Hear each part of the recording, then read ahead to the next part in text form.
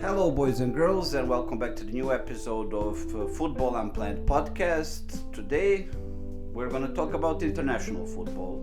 Club football is back, but let's first give its flowers to international break. Exactly, because most of the parts of the world are almost over, and we know first competitors of next year's World Cup. So let's have a quick talk about it. Exactly. First, we had three host nations: USA, Canada, and Mexico. And now we have four new teams that qualified: two from Asia, one from Oceania, and one from South America. And the first team that we're gonna talk about is Argentina, the current world champion and champion of South America. Yeah, exactly. Like they won Copa America twice in a row now.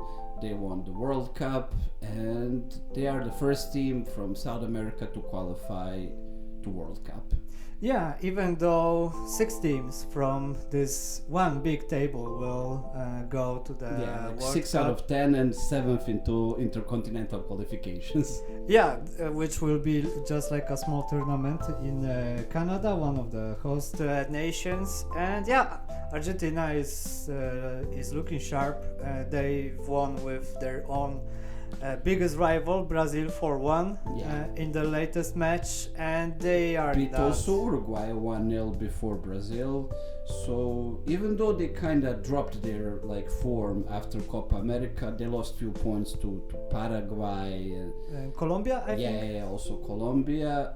But now they finally pulled it together again, and even without Leo Messi, who was injured for this international break, some younger guys managed to pull through, and and they are looking forward to get a medal still in the next World Cup. Yeah, I mean, like in every Argentina World Cup. is definitely they're going to be one of the favorites, especially if they successfully bring in some younger guys. Like for a few years now, and he was even part of the World Cup, like Thiago Almada. He was a big star in MLS, like in Atlanta. Then he moved very surprisingly to Brazil, but now he's finally in Europe. He's in Lyon. Yeah. And they also have like a few other younger guys from Italy mainly, like in Como they're like 2 guys. But yeah, they have some like younger guys. So we will see. Yeah, we'll see. But will we see Messi in next World Cup? What do you think? To be honest, I think like Cristiano Ronaldo is still playing for Portugal, and he's not playing well for Portugal. I guess that just based on the name itself, even if Messi's form drops off the cliff, I don't see him not going to the World Cup. I think the only thing that can stop him from going to World Cup is some huge injuries. Yeah, and that's it. Yeah, but even though he has his gold medal in every competition, so yeah, maybe if he will go, that would be just a farewell to the fans all around the world. Yeah, definitely. And I mean, people are always joking this old English thing, but can he do it on a rainy Tuesday night in Stoke? Well, Messi just did it in minus 20 in MLS, this game. Snowy matches. Horrible weather, like in Kansas, I think it was that match. I think, yeah, but I'm not 100% sure. So yeah, Argentina is right there, and we will see which group they will go. At the end of this year, I think there will be a draw. Europe is gonna finish in November. Yeah, and then we're gonna have also intercontinental qualifications, these playoffs. Yeah, the fall and the winter of this year, we will have, I think, even more international football than the club. Yeah. Because Europe will be on a fast pace then, just ending from September 3rd. Yeah, every month there will be matches. Some matches. So yeah, I'm kind of watching for it. But for now, let's just talk about what we have.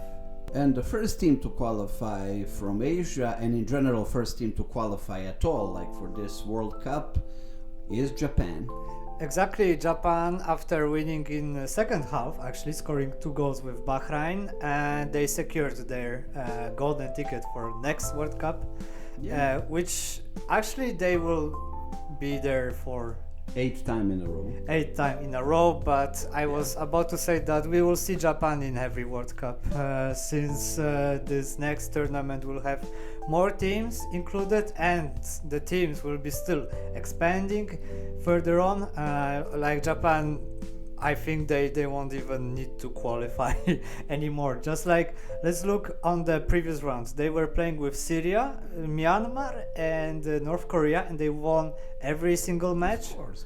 Yeah, Like that's the And- first round. That's first round for them. That's actually like the second round in Asia, but it's like first round for Japan. exactly. Second round for these teams that I told, and first for Japan, because they are like on the higher bench.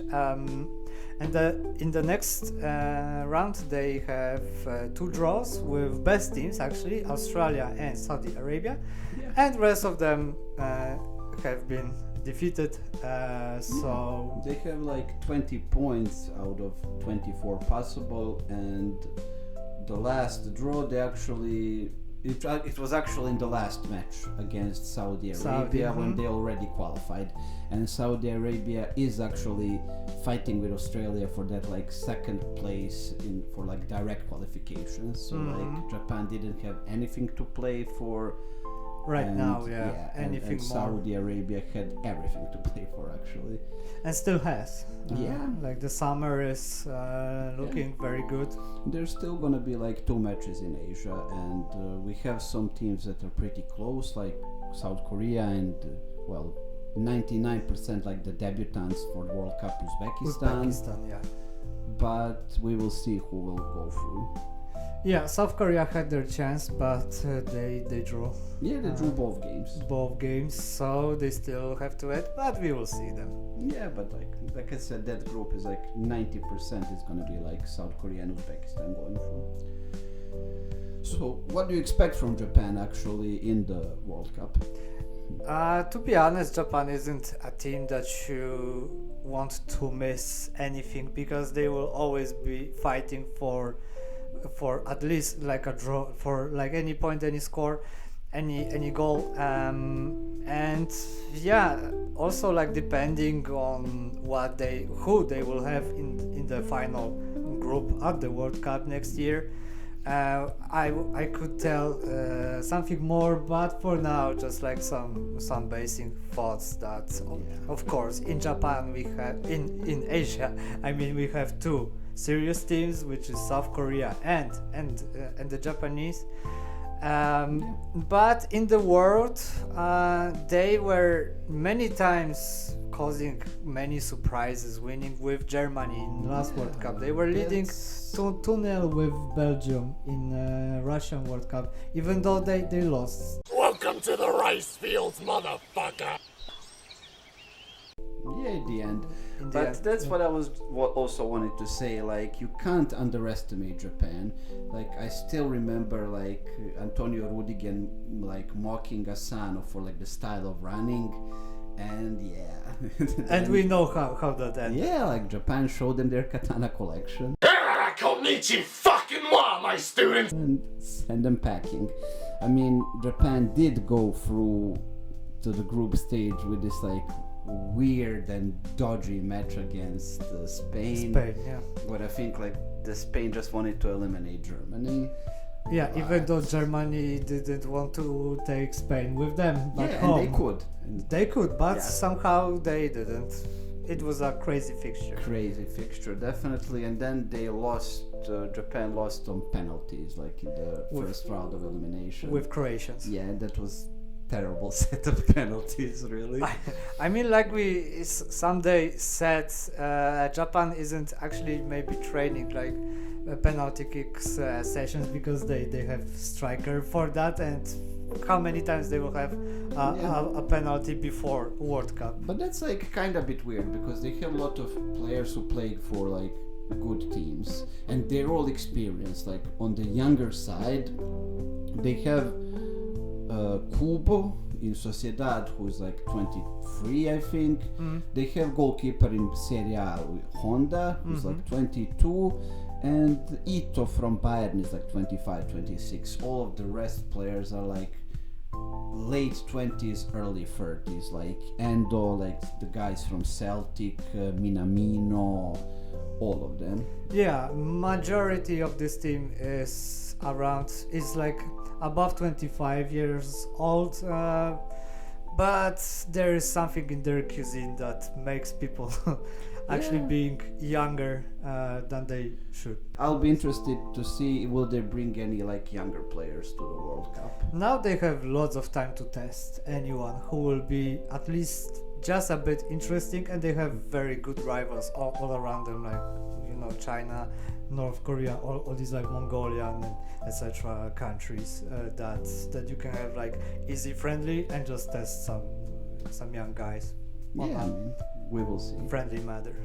Right now, let's move to Iran, which is the third team that has already secured his place in the next World Cup, since Asia has still only 2 matches left, and the third team which will go through to the intercontinental qualifications is 7 points behind, 20 points.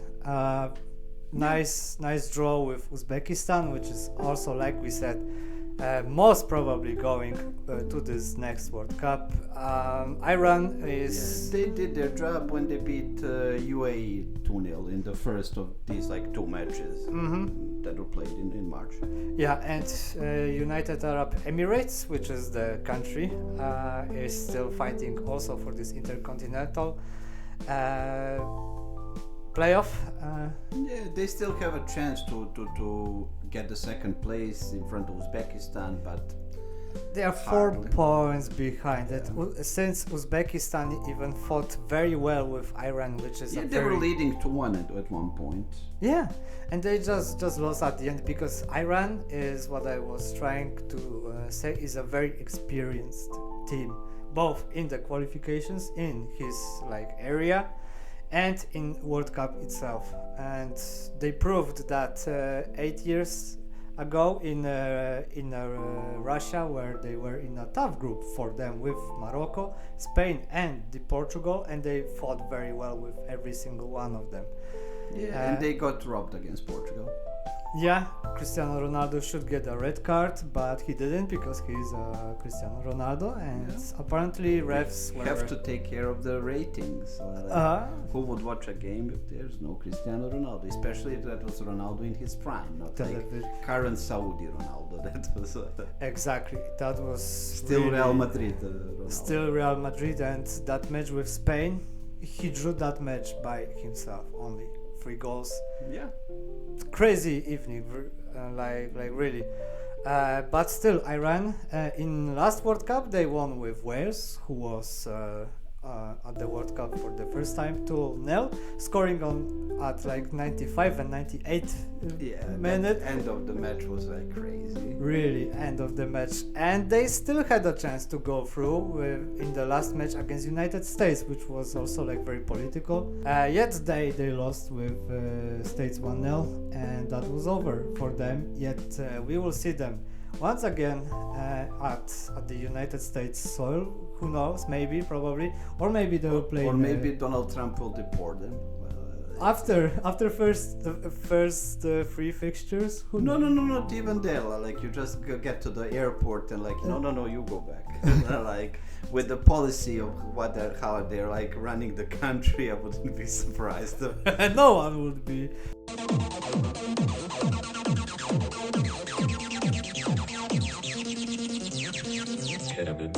But yeah, let's not get carried away with politics. Let's talk about Iran team a little bit. Yeah, their biggest star is actually playing in Inter. Yeah, Mehdi Taremi. And he saved them in last match with Uzbekistan. If they would lost that match, everything would be still open for 4 teams actually in that group. I mean, kinda, but like I think that would just mean that Uzbekistan and Iran would 99% go through both of them. Both, and that's what most probably will happen anyway. Yeah, I mean, even with that score. But yeah, Magdi Taremi is one of the rare players that is not playing in Iranian League, because like Iranian League is decent, and they have some players who are playing like in Europe, but out of them, like Taremi is the biggest star. Yeah, still, and Inter is still playing also in the Yeah. Champions League, so we can. He's see not him. like in the best form for Inter, but I still Whole remember Inter him. Yeah, whole Inter is struggling, but I still remember him like when he was playing in Porto. He was like tearing apart like the Champions League in the like the group stages, when group stages existed still. Still, yeah, not so So- far ago. Yeah, I mean they have some more decent players who have like good like European experience, especially like another striker Azmoun. Like he played a lot in Russia, played really good. Then he went to Bayer Leverkusen. He played in Roma. Now he's also back home in Iran. But yeah, like you said, they are experienced team and they know each other really well, and they're playing a lot together. Like when you look at like how many caps for their national teams they have, like there's rarely a player who has like 10, 20, like a lot of them have like 60, 70 matches like for their national team. Exactly. So there was a time to get to know each other better. Exactly. I wouldn't say that Iran is like favorite to go far or anything, but like they are the team you can't underestimate, especially with this like more teams qualifying into the World Cup. Right now, yeah. There's gonna be many weaker teams than Iran, I think. So we will see how like the brackets will look like, how the groups will look like, and then we'll maybe have more like idea of it. Yeah, especially if we will see who from Africa will join the World Cup. Yeah, because their stuff is like heating up also. Like nobody still managed to qualify, but Yeah, in but June there will be Africa more is also players. a very big continent, and you have many countries out there, and still lots of them haven't put their foot on the World Cup pitches. Yeah, and some of them maybe will get a chance to do it for the first time, because few very good nations are kind of struggling in the qualifiers. Like it's very weird in Africa. Mm-hmm. But yeah, let's not get carried away. Like nobody managed to qualify still from Africa. Yeah, but there will be countries from Africa. In of June course. they will have some, of course. So yeah, we have to say it. New Zealand is back in the World Cup once again, and they can say after 2010, yeah. Yeah, because they played in South Africa, and they were a very tough cookie. They drew all 3 matches, and they were also in a tough group. I mean, for New Zealand, every group in World Cup would be a tough group. Definitely. They played with Paraguay, Slovakia, and Italy, who were at that times current world champions. And yeah, like we said, they drew all 3 matches. So in next World Cup, they might get someone maybe easier, since, like we said, the World Cup is still expanding, just like the universe. Just like the universe, yeah. Why are you depressed, Alvy? Tell Dr. Flicker. It's something he read. Something you read, huh? The universe is expanding. The universe is expanding. And they, just like Japan, can also say that they've beat everyone, because they haven't lost a single match yet. Their rivals are all of these islands that will soon disappear because of the global warming. All of these like small islands, like Tahiti, Fiji. And in the final they played against New Caledonia. Yeah, and they won in the second half only. Yeah, because after like 60 minutes they scored first goal. Yeah, so for like Oceania that was like a tough match. Yeah, I mean, in honesty, when I saw that match happening, I had to look at like the New Caledonia squad, and like almost all of their players are playing in New Caledonia. Yeah, in New Caledonia, and like some of them play in some like really like low tiers of French football, and there's literally one guy who's playing in Israel, and who played in Grenoble for like the second in the second tier of French football. Mm-hmm. And that's it. And they only have also like one guy who's playing in Australia, and he actually played for like the youth teams of Australia. So he was born there. He was playing in Australia, but he has some like New Caledonian roots. So now he like switched nationality, and that's it. Like literally, that's all they have. Not that New Zealand has much to offer. Also, like they have literally 2 players in top 5 leagues. They have, of course, Chris Wood, who is one of the best strikers currently in Premier League. He scored up to this point. He scored 18 goals. So he's on his way to score for the first time more than 20 goals in Premier League season, and the fact that he's like way over 30 is saying something. Like he's finding like his best form at this point of life. I mean, we can all agree that the point of being in top form has moved more forward. Like some of the top players that you actually expect them making any difference aren't making difference when they are 25, but like 31, 32.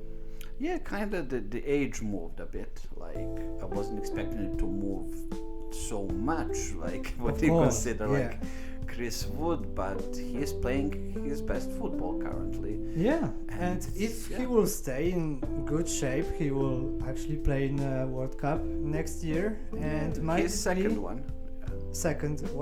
And he might be someone to look for.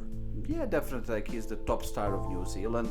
Like I said, outside of him, they only have like a fullback from Empoli, like Kakache, who is like in top 5 leagues.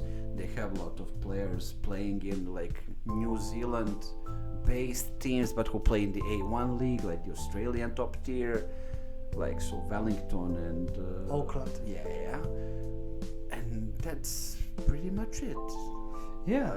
Right now they must pray to, for example, play in a group with host Canada, because both of these teams haven't won a single match in their World Cup history, yet Canada haven't even scored a goal before Qatar, and in which they scored 2 goals already. I'm not sure how many, but yeah, I mean, they were close to the win even.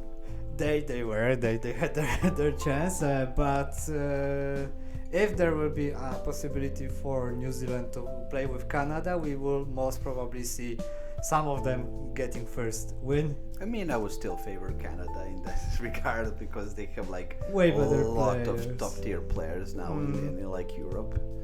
But yeah, I mean, and they will play on their home ground. Yeah, I mean, that definitely is gonna be something. Like the Canadian politicians would now say elbows up. So yeah guys, thank you for being with us in another video, and if you like this, please leave a like, share and comment. What do you think? Who do you think the next teams to qualify will be, like in June matches? And yeah, see you next time.